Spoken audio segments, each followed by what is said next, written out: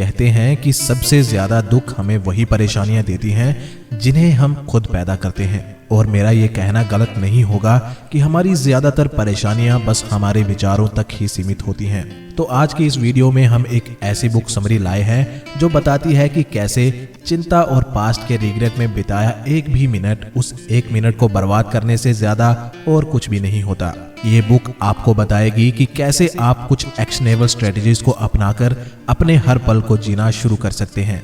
इस किताब का नाम है द पावर ऑफ नाउ और इसके ऑथर हैं एकहार्ट टोल, जो कभी एक काफी प्रॉब्लमेटिक और डिप्रेशन भरी लाइफ के शिकार रह चुके थे। काफी समय इसी तरह का जीवन जीने के बाद उन्होंने कुछ ऐसा महसूस किया जिसने रातों रात उनको एक शांतिपूर्ण जीवन का मालिक बना दिया। डिप्रेशन से त्रस्त कई रातों के विचारों के बाद ऑथर ने खुद को ये क्वेश्चन करना स्टार्ट किया कि ऐसा क्या है जिसने उनके जीवन को इतना असहनीय बना दिया है, और जवाब मिला उनके खुद के विचारों में। अगली सुबह वे उठे और खुद में एक सुकून महसूस किया, क्योंकि वो जान गए थे कि अब में जीने की क्या अहमियत होती है।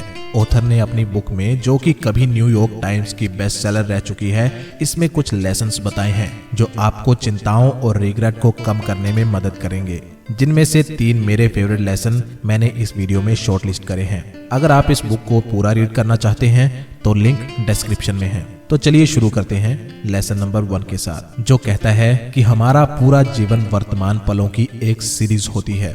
अगर 100 लोगों से पूछा जाए कि वो 2 ऐसी कौन सी बुरी फीलिंग्स हैं जो उनको सबसे ज्यादा अफेक्ट करती हैं, तो मुमकिन है कि 100 में से 90 या इससे भी ज्यादा लोग रिग्रेट और एंजाइटी को ही जवाब में कहेंगे। हमारे चीजों के बारे में चिंता करने और रिग्रेट फील करने की वजह है हमारे दिमाग के काम करने का तरीका। हमारे सर में लगातार बह रहे हमारे विचार ज्यादातर 2 चीजों से बनते हैं, पास्ट और फ्यूचर से।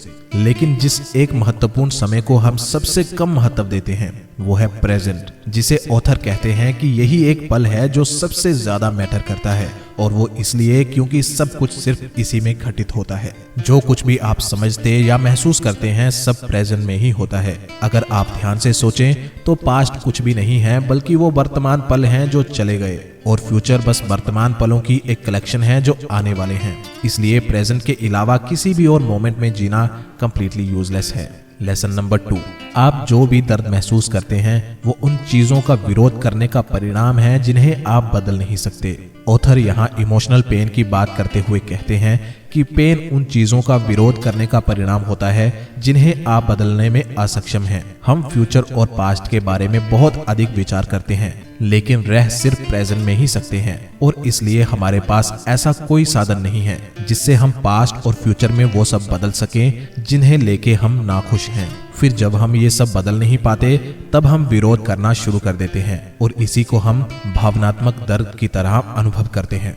लेसन नंबर 3, आप लगातार अपने माइंड को ऑब्जर्व करके और अपने विचारों को जज ना करके खुद को दर्द से मुक्त कर सकते हैं। पिछले लेसन में ऑथर ने बताया कि पेन क्या और कैसे होता है, और इस लेसन में ऑथर ने इस पेन से छुटकारा पाने के तरीके बताए हैं। ऑथर 2 तरीके बताते हैं, जिनमें से पहला है खुद को बार बार पूछो कि मेरा अगला विचार क्या होगा। ये तरीका फिजिक्स के एक इफेक्ट पर आधारित है जो है द क्वांटम जीनो इफेक्ट। इसके अनुसार आप किसी भी सिस्टम को करंट स्टेट में फ्रीज कर सकते हैं, उसे बार बार ऑब्जर्व करके।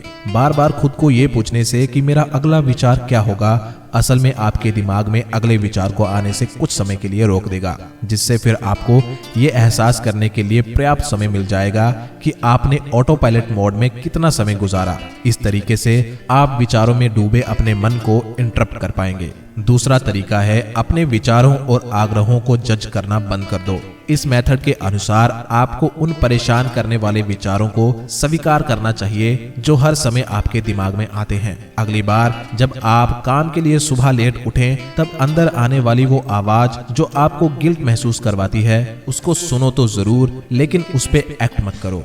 इसे नोटिस करो, देखो, स्वीकार करो कि वो विचार यहाँ है, लेकिन उसकी सलाह मत मानो।